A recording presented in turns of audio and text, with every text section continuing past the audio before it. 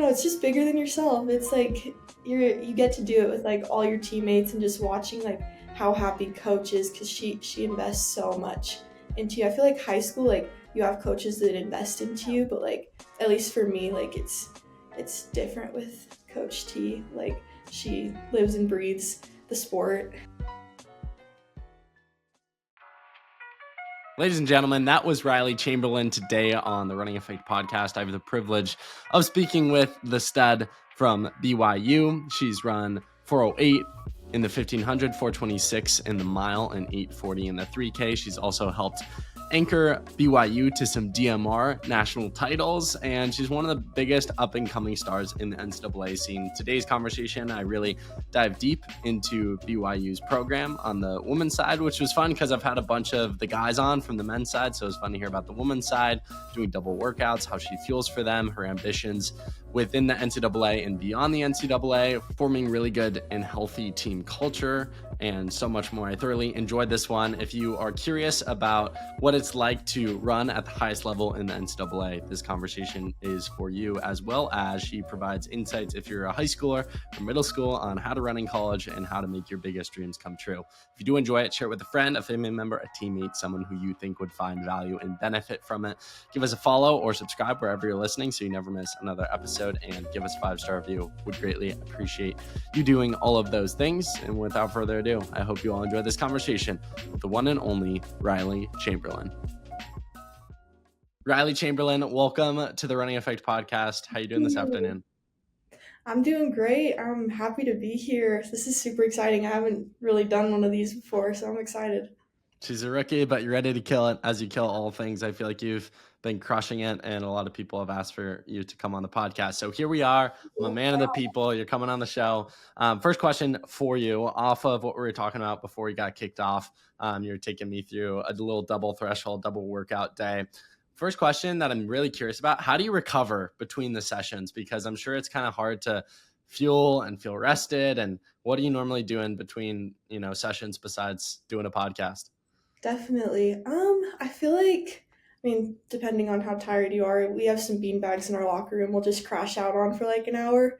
Sometimes we'll take a nap there. We'll head to the training room, make sure we pound as much food and protein as we can before, and then, get ready for it. It's not Is too it ever hard to stay like adequately fueled? And I know with a lot of these high level campuses, universities, like the athlete dining halls are elite. How would you rate BYU's? I think it's pretty awesome. We have Snack Shack and then we have our daily fuel cards. And so we'll take our fuel cards sometimes to there's like this little, it's like a grocery store kind of.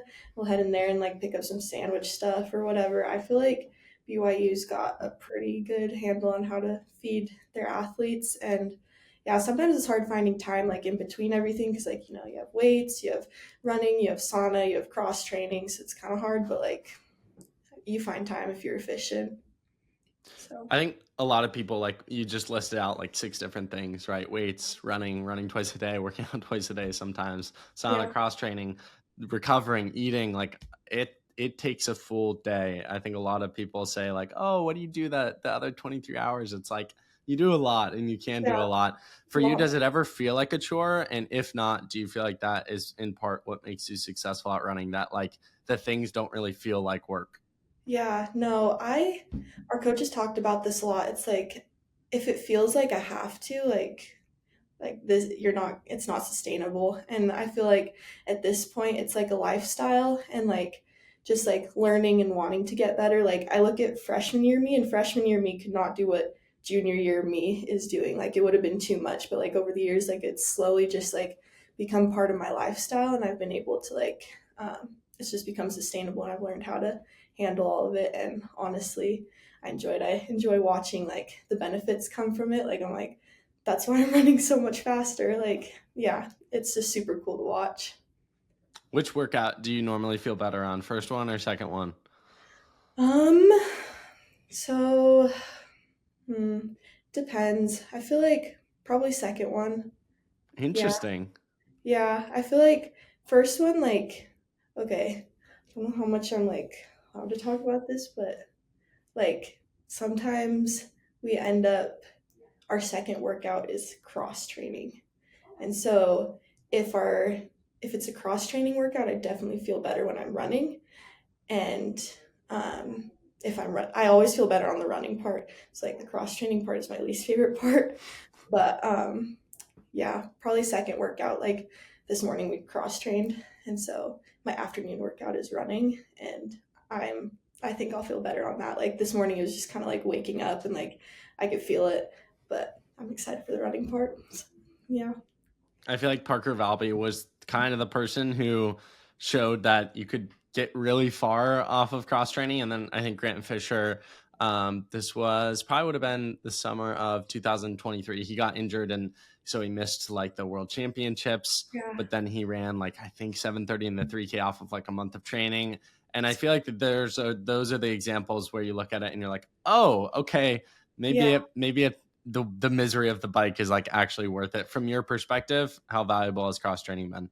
I think it's awesome. Like, I don't know, just saving your body from so many miles of pounding. Like, I think like an hour of cross training is like running 5 miles. So if you're doing like, I don't know, 8 hours a week, then that's like what, 40 more miles, like cardio wise, without breaking down your body. I think like I've seen it with my team. Like, I feel like we're a much lower mileage team than some other universities, but like we're still able to compete just fine. And like, I feel like we bounce back from injuries well. And I think it's awesome. I've seen it. Yeah. Was cross training introduced because of injury or merely just to add on extra work? Um, I don't know. Coach Taylor's always had like higher cross training, but I feel like as the years have gone on, we've implemented it more. So I'd say it's like due to both. Probably injury. Just like some girls have a harder time like working up to higher mileage. So she's like, okay, let's up your cross training. So yeah. With doing 2 workouts a day, I imagine you have to be like eating almost constantly. How do you do that while also not feeling like super full on these runs or workouts? I feel like so like I talked about before, we have like snack shacks, so we get like a bunch of like really good snacks, and it's just kind of like in between sessions, like walking to different things, like snacking on stuff. And so I feel like we're low key eating like multiple meals instead of like three big meals. Like besides like I feel like I get breakfast and I get dinner, and then everything else in between is just snacking, and that's kind of how we do it. As someone who's crushing it at the NCAA level, and obviously we'll go in depth into a lot of that in this conversation, but we're also a really big stud in high school, which we'll also get into. You're a two-time state champion in California. What would you say is like the biggest difference between high school and college? Because even you say like you talk about the snack shack, like that sort of stuff's not available in high school. Having like a team that a lot of the girls can like run with you and do workouts, rarely is that available. What would you say are like some of the biggest defining factors that have allowed you to take your running to the next level at BYU? I feel like just there's so many more resources, but also like you're surrounded by so many other high performing athletes. And so like I know I wouldn't be where I'm at without like my teammates. Like I Lexi Halliday, she's helped me a lot this year. She's been amazing. And then like being surrounded even by like the pros sometimes. They're not around a whole bunch, but like watching how they operate and how they think about things and talk through things and like getting to ask them questions. Like I feel like it's honestly like the people you surround yourself with, that's just been a huge factor for me. So, yeah. Coach Taylor is known for her screaming during workouts or passionate yelling, if we want to Yeah. be a little more polite. What's your favorite Coach Taylor saying on a workout? Um, I think just when she's screaming like yes, you did that. That's probably my favorite, or beautiful. Like whenever she's like screaming beautiful at me, I'm like, yeah, that's right. That's probably my favorite. Just yeah, when she gets so excited for us. When Coach Taylor says or screams, "This is fun," is it actually fun, or does it actually make it fun? Um, It does. I think it helps remind us like sometimes like I don't know, you start spiraling when you're like mid rep, you're like, oh, I don't know, like this hurts already. I don't know if I can make it. She screams, this is fun. And it immediately like switches your mindset. You're like, this is fun. Like I get to do this. Like so yeah, I think it's an immediate switch for me at least. I feel like people online have only seen her during races or workouts. What's she like on easy days? Easy days. she's not really around too much on easy days. She kind of lets us do our own thing and work through things, but like I don't know. We love talking to her, and so like if I see her car is there, I'll like step into the office and like stick my head in, like say hi, and then like you'll end up there for like 2 hours talking to her. She just loves to talk, and we love to talk to her, and I'll spend as much time in there as I can. What would you So, say is the favorite Coach Taylor fit that you've ever seen? ooh, I think the one that like immediately comes to mind that like um I don't know her craziest fit probably was it was NCAA indoor last year when she had like all her faces on her pants and then everyone watches women's sports on the back. That was like she walked down and we were like, whoa, that's wild, but like it was so cool.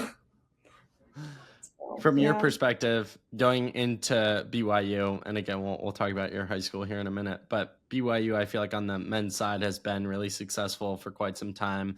I feel like recently, the last 5 to 7 years, there's been a big resurgence on the women's program. What made the program stand out to you? And now, as a junior and a leader on the team, what's it like when you're recruiting like a Jane Hedegren and selling the vision of yeah. BYU to the next generation of athletes?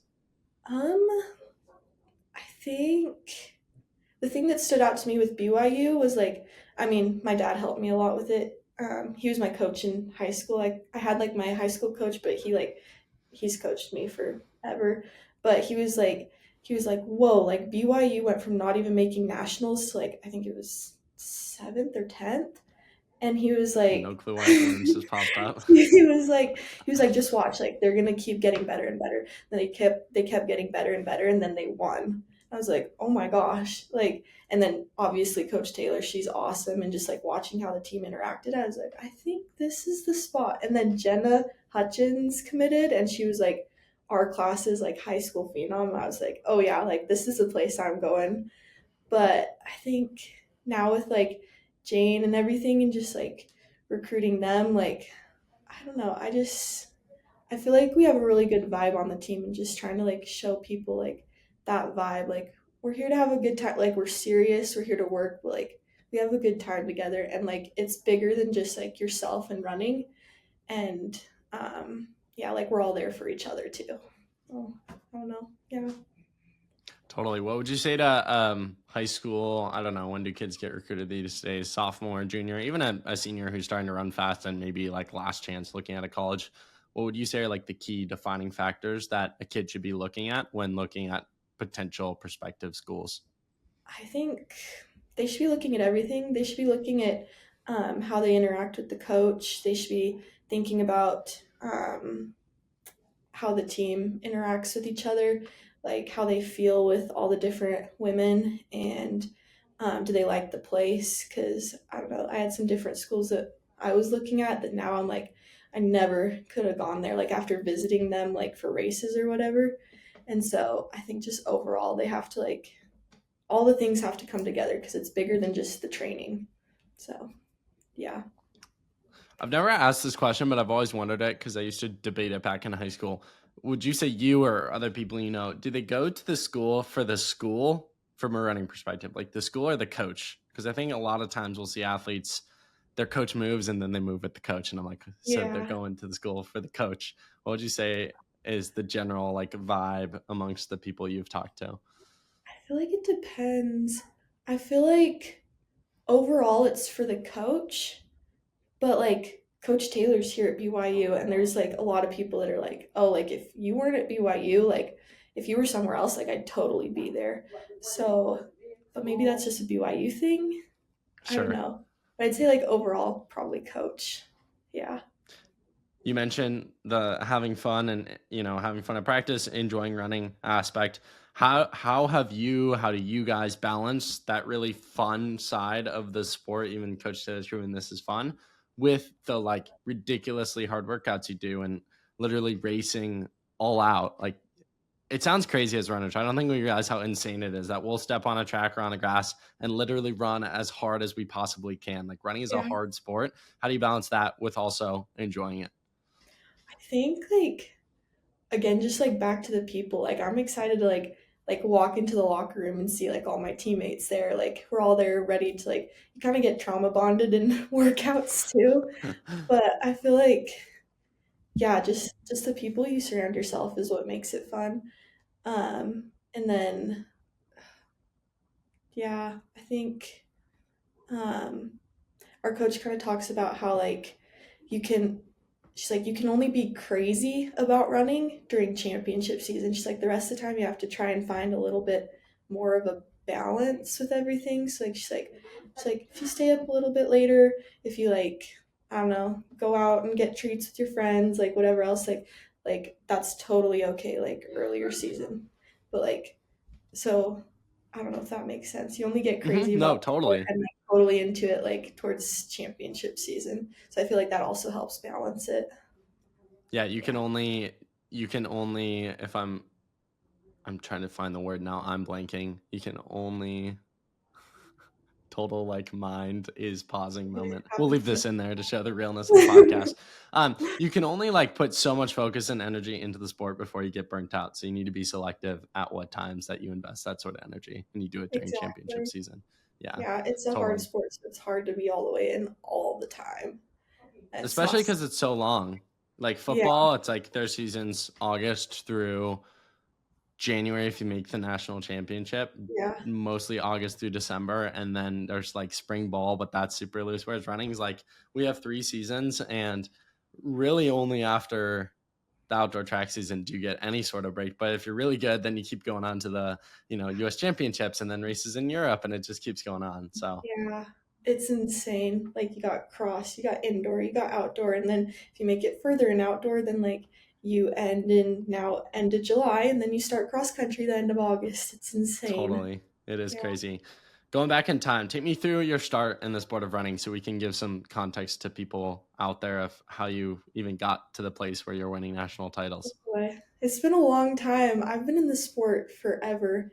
I think I started probably around like 9 or 10. One of my friends just was enjoying track, and I was trying to find a new sport to join. I quit gymnastics, and yeah, so I got into running, and then I joined a club team, ran with that club team from like all the way until high school, and really enjoyed that club team like really solidified my love for running.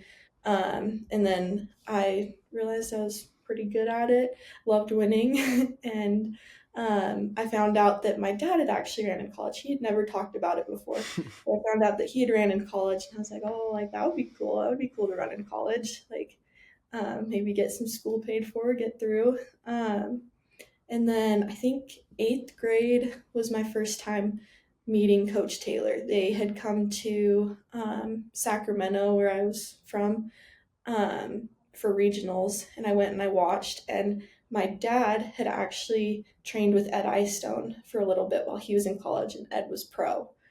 And so he like got me to meet Coach Taylor, and I was like, she's amazing. I was like, like if the team keeps running well, I was like, I think I'd really like to go to BYU. That would be pretty cool.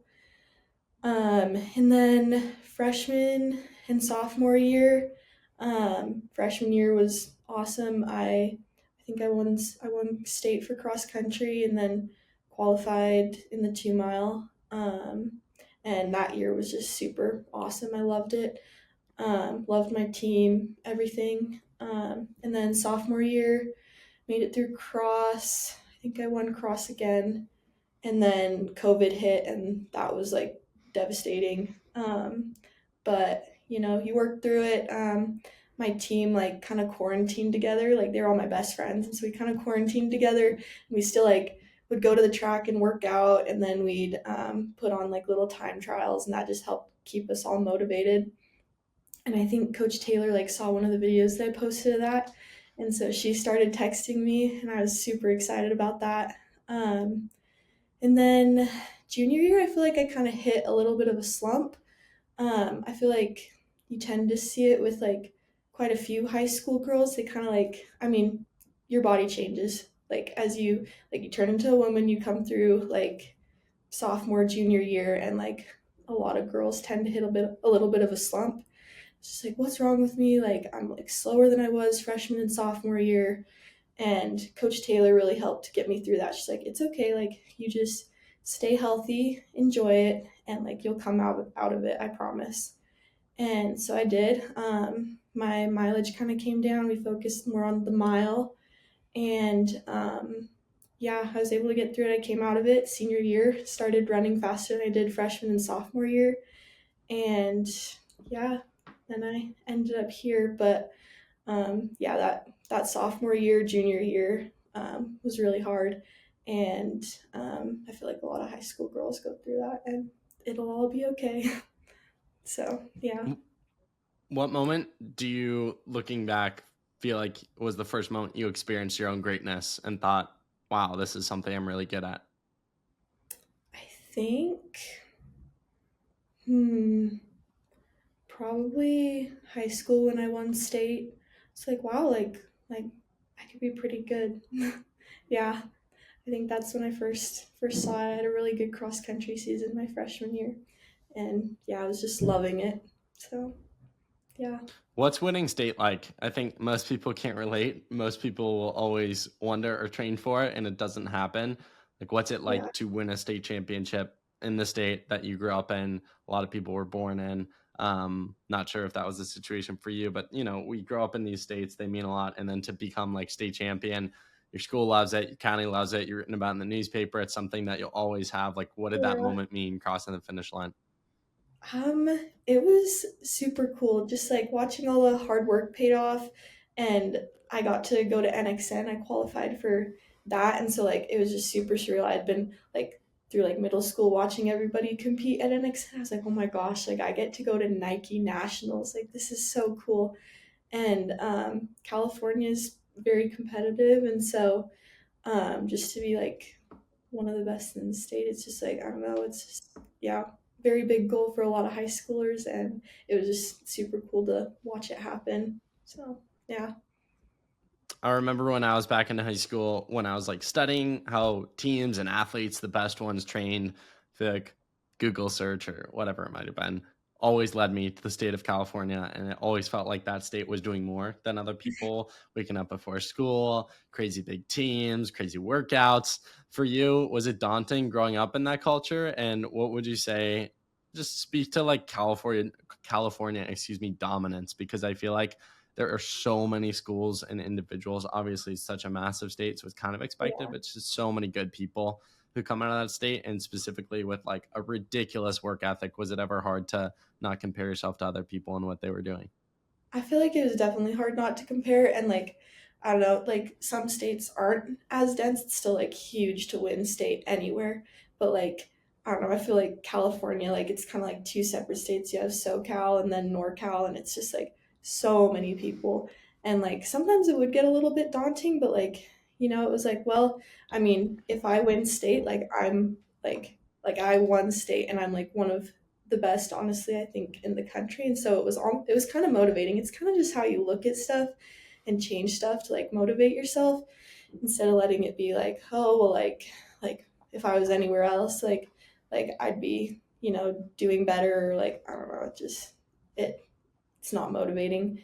But yeah, so I just kind of changed it to look at that. And then my school was pretty small too, and I feel like that was hard, but it also like I was so close with like so many people. Like I think we had like 1,000 people at our school. I felt like I knew everyone, and so I felt like that helped me stay like focused on just like me and my people.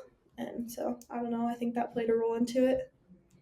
Take me from the transition from high school and high school running and growing up in California to moving to Utah, joining BYU, and what that transition was like. That transition was really hard, but so awesome. It was hard being away from family and everything, but I grew so much, and I had an amazing recruiting class. They were like my best friends. I'd spend 24/7 with them. And so that just made it easier. Like I'd talk to them about everything, and like all of them, like I think I had a lot of people from out of state. And so we kind of just like we were all going through it together, learning and growing together. And the seniors and Coach Taylor, they were just so good at like helping us move through everything and supporting us. whatever. BYU has an amazing support system, and so I feel like it made the transition a lot better. But yeah, it was still hard. And honestly, like I came in and I was like, I don't know if I'll even travel. Like I might not travel. And so I just like I was like, but I'm gonna get it in and I'm gonna work like as hard as I can. And then I have no regrets. So yeah, that was just kind of my mindset. I think You it ended up was traveling. yeah, I did. Eventually. It worked good for me. Yeah, what would you say Yeah. was the process of kind of climbing through the ranks to ultimately become one of the best on the team?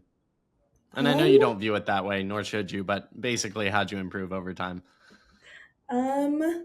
I think just like constantly focusing on the process. Like, um, most people, we all write down our workouts and everything. And so I'd be like, hey, like, what did I do this time last year? Like, I like think back to that. I'd be like, okay, well, like this time, like, I think I'm going to try to go a little faster or like just focusing on hitting whatever coach tells me to hit. And I'm like just trying to keep up with the older girls or whatever. And they always encouraged me and helped me. And so I'm kind of trying to do it for like the younger girls behind me and like just, I don't know, you make huge jumps every year in this sport. And so it's just been really cool to experience those jumps. And but yeah, I think just focusing on the process and only comparing you to you. Like nobody else has your same experience and they don't know exactly what you're going through. And so you only can compare yourself to yourself. And so, yeah, I think that's been my mindset through most of it. And then just giving 100% every day. And if you're insecure, talk to coach. She's great at hyping you up. So, yeah. Take me through winning national titles, being a part of the DMR squad. I feel like BYU before your time was good at the DMR. It's a tradition that I feel like has lived on. What's it like being a part of like a true team effort, and what was it like to? I think you anchored them at some point. I could be wrong on that, but yeah, big help helping them win a national title. What was like? What was that like? That was super cool. Last year we had a pretty disappointing. Well, not this last year, but the year before. I think it was 20. Would that be like 2024? 2024 or 2024, 2023? 2023 cross country. Okay. That one was like very disappointing for all of us. Just like we spent all season like we were just coach called us a ticking time bomb. We just weren't working together quite like we needed to, and different people were having different issues, and so we got to nationals and we blew up, and it was like devastating for all of us, like working so hard all season, and then just like to like I think we were supposed to podium and we took 14th. And so we all like coach made us write papers about like what happened and how we could improve. And I think that was like the switch, at least for me. I think for a lot of us, like, okay, like something happened here and like we need to figure out how to fix it so that it never or yeah, it doesn't happen again. And so then being able to come back to indoor 2024 and like put all of that together and like all the different changes we've made and win the DMR, it was just so special. And I don't know, just that squad and like I just love my team. But then this year being able to like repeat that, um, yeah, we just work so hard together and getting to do it with them. It's just so cool. Like, yeah, I don't know. I love the DMR. But What's yeah, more sweet, high school state championship or winning a DMR title? oh, totally the DMR. Really? Yeah, Why is that? I think just like I don't know, it's just bigger than yourself. It's like you get to do it with like all your teammates and just watching like how happy coach is because she invests so much into you. I feel like high school like you have coaches that invest into you, but like I don't know, there's um at least for me like it's different with Coach T. Like she I don't know, lives and breathes the sport. And so just like watching how happy she was, watching how happy my teammates were, and then like crossing that line is just so special. Um, Better than what you could do individually, I think. So, yeah. as a junior and with times of 408, 426, 840, I'm sure you're looking to some extent to the next chapter. How crazy is it to be in a position to even think about the possibility of running as a career as a little girl who used to do gymnastics? It's so surreal. Like, um, yeah, I honestly like it still doesn't feel real sometimes that I get to do this all the time and like seeing how far I've come. Like it's always been a dream to like I don't know, I've dreamed of running pro for like I don't know, since I knew it was a thing. But yeah, it's just so cool looking back because I feel like I don't know, a lot of people don't make it, whether it's injury or burnout or just like not finding the right coach or like different opportunities. So to be one of the few that's made it, it's just I don't know, super cool, and I'm grateful every day for it. So yeah. Now that we're getting into the thick of May, it hit me today or yesterday. I was like, wow, like NCAA's is next month. Thoughts That's on crazy. this season, your goals for it, your ambitions, and what's the mindset as we're honestly not too far out from Eugene? I think, well, right now we're focused on conference, and I feel like conference, you're talking about it today, it's kind of like a good wake up call for regionals. It's like, okay, now we're practicing rounds, now we're practicing competing. We're not just trying to run fast, which is also a lot of fun, but like now we're practicing being the best racer. And so I think moving into NCAAs, it's just like tightening the screw, getting a little bit better on your sleep, a little bit better on your food and nutrition, and just like starting to like manifest good things happening. So yeah, that's kind of what I'm focusing on, and yeah, I'm hoping to do some good stuff. So yeah. How excited are you about the rest of your career in the NCAA as you still have a whole nother year, as well as, with someone like Jane coming in and just kind of the state of the sport? What are your overall general thoughts and heart around the sport of running and NCAA specifically? Um, Yeah, I'm super excited. It's been super cool to just watch the growth of the NCAA and how much faster and better women's running has gotten.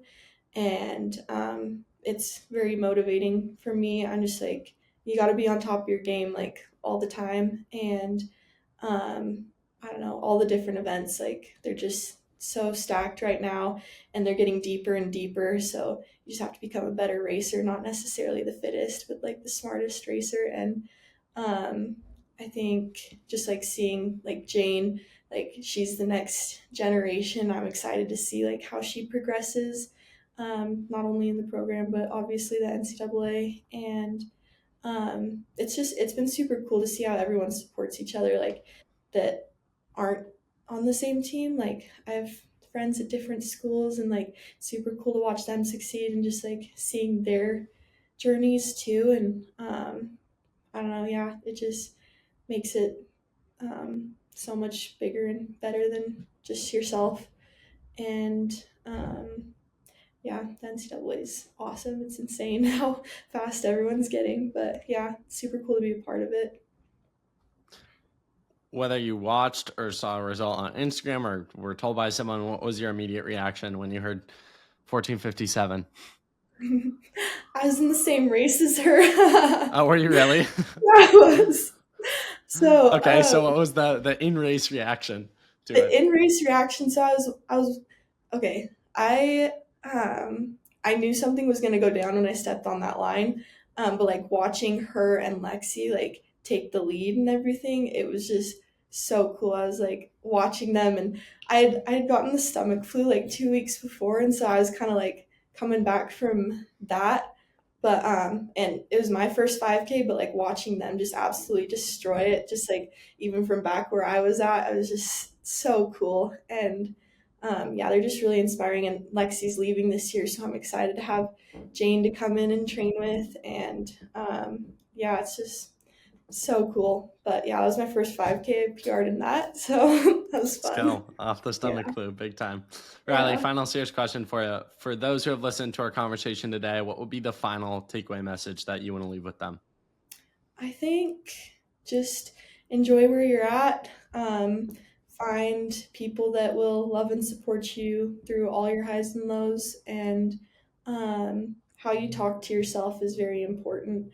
I've experienced that, like, the words you speak manifest themselves. And so if you're constantly being hard on yourself and breaking yourself down, then it's not going to work out well for you. So I think focus on your mindset and protect it with having good people around you. Yeah. I love it. Riley, final question for you. The question I ask every guest on every single episode: if you had Gordon Ramsay coming over to your house for dinner, what would you choose to make for him? Ooh. If I had him coming to my house, what would I choose to make for him? Yes. Yeah. Oh, Chef Riley. hmm. I've No been BYU dining. I've been making this really good pasta lately that one of my teammates taught me how to make, and it's like this chicken sausage orzo pasta. It's so Ooh. good. That's like my favorite thing to come home and make, and so I'd probably make that for him. I love it. I love it. Well, Riley, thank you so much for taking the time to chat and chop it up and share insights from your successful career, both at the high school and collegiate level. Really excited to continue to follow along the success. And again, thank you for breaking it all down, the wisdom, the insights, Thank everything. So keep you. crushing it. Thanks for having me. I'm happy to be here.